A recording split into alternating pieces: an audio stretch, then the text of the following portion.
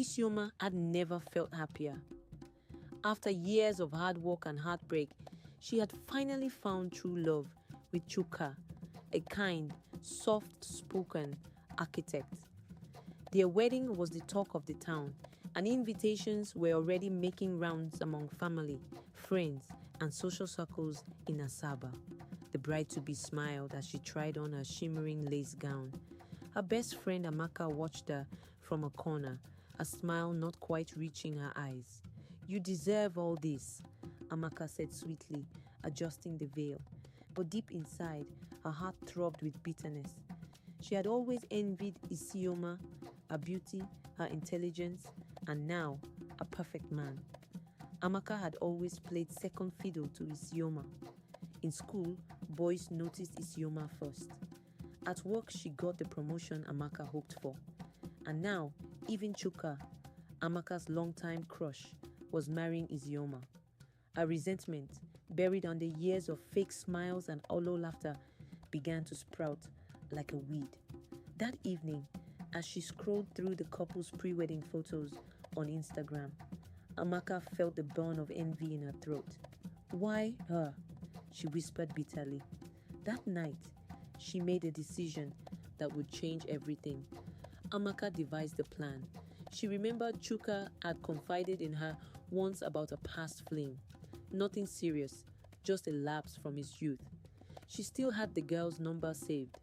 She reached out and paid her a small sum to text Isioma anonymously. The message was short and cruel. "Your Chuka isn't as faithful as you think. Ask him about Ijoma." Attached was an old photo of Chuka and the girl laughing together. The bait was set. Isioma found the message while at work.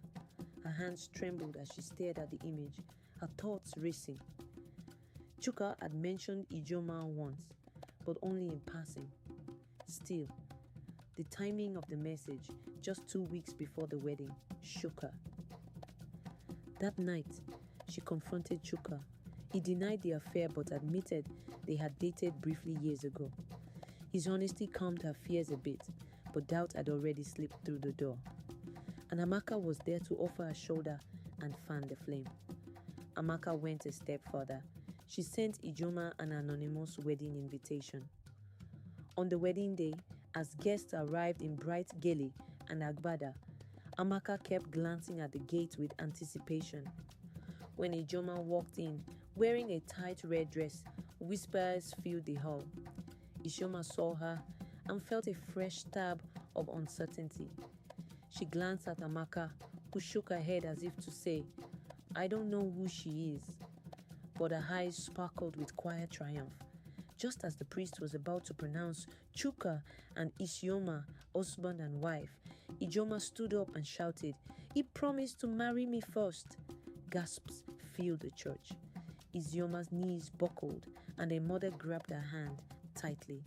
Chuka tried to explain, to shout over the chaos, but it was too late. The wedding dissolved into shouting, confusion, and heartbreak. And Amaka stood silently, offering comfort, playing the role of the loyal friend. Days passed. The wedding was postponed indefinitely. Isioma stayed indoors, ashamed and confused. Her family was furious, her reputation questioned, and her heart shattered. She couldn't believe how quickly her fairy tale had turned to ash. Amaka visited daily, bringing food and fake sympathy. "Maybe he's not the man for you," she whispered gently, her words like poison wrapped in silk. Isioma nodded, not knowing that she was being manipulated even in her grief. Chuka tried to reach out, sending messages and voice notes, begging for a second chance. But Amaka always found a way to intercept or discredit him. "He's only sorry because he got caught," she would say, tightening her hold on Isioma's trust. Meanwhile, Amaka began seeing Chuka in secret, pretending to help him move on. She believed that once he truly forgot Isioma, she could have him for herself, finally. Amaka convinced Chuka to meet her for dinner. She wore his favorite collar and listened to him vent. "I just wish things were normal again," he said, sipping his drink. She reached for his hand. "They can be," she said softly. That night, they kissed. Chuka felt guilty, but Amaka convinced him that Isioma had moved on. Little did he know, Isioma still cried herself to sleep thinking of him. Isioma's younger sister Nkem began to notice strange things. Amaka's visits became less about comforting and more about boasting. She caught Amaka smiling too wide when Chuka's name came up, and once even saw a text flash on Amaka's phone. Dinner was nice. See, Nkem didn't say anything at first, but she began to dig. She wasn't about to let her sister be played again. Nkem hired a photographer friend to follow Amaka discreetly. Within days, she had photos of Amaka and Chuka together, at restaurants, holding hands, even entering a hotel together. The betrayal cut deep. She printed the photos and showed them to Isioma. "This is who you've been trusting," she said. Isioma couldn't breathe. Her world crumbled all over again. Isioma invited Amaka over, pretending to need support. They sat in the same room where they'd once shared teenage dreams. Then, without a word, Isioma dropped the photos on the table. Amaka froze. "It's not what it looks like," she stammered. But her face gave her away. Isioma's eyes were calm, but full of heart. "You betrayed me. You betrayed everything." Nkem also confronted Chuka with the evidence and the timeline. "You were played," she told him. Chuka's face turned pale. He realized too late how Amaka had set up the fall. He reached out to Isioma again, full of shame. But this time, Isioma didn't answer. She was done being deceived. The wedding might have been ruined, but her dignity wasn't up for sale. Word spread. People in the community talked. Amaka, once seen as the loyal best friend, was now a pariah. Invitations stopped coming. Clients at her boutique began cancelling appointments. She tried to act like nothing had changed, but the silence around her was loud. Even her own mother looked at her differently. Isioma moved to Enugu, took up a new job, and enrolled in a business school, part-time. She focused on herself, on healing.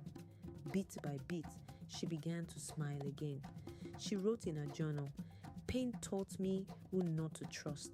Healing taught me how to rise." And rise she did. Chuka wrote her a long letter, apologizing and asking for forgiveness, not to get back together, but to acknowledge the hurt he caused. Isioma read it and cried, then folded it and placed it in her drawer. Some wounds weren't meant to be opened again, but closure felt like a gentle wind after a storm. Months later, Amaka tried to throw herself a birthday party. Only a handful of people showed up. She smiled for selfies, but her eyes held emptiness. She had won nothing. She had destroyed a friendship, lost a community's trust, and still didn't get the man she envied. A year after the betrayal, Isioma met someone new, Obiora, a doctor who respected her and made her laugh again. They grew close slowly, naturally. When he proposed, it was simple, honest, and pure, and this time there was no jealousy, no secrets, just love. Amaka moved away eventually. Her boutique closed, and her story served as a whispered warning in Asaba. Be careful who you call friend. Her life became a shadow of what it used to be. Meanwhile, Isioma's glow returned. She wasn't just a survivor. She was a warrior of grace and wisdom. The wedding betrayal became more than a story. It became a lesson. That envy, when left unchecked, destroys more than the person you target. It consumes you too. And for Isioma, the lesson was clear. Sometimes, what breaks you builds you stronger. And her new beginning was proof that light always returns after darkness.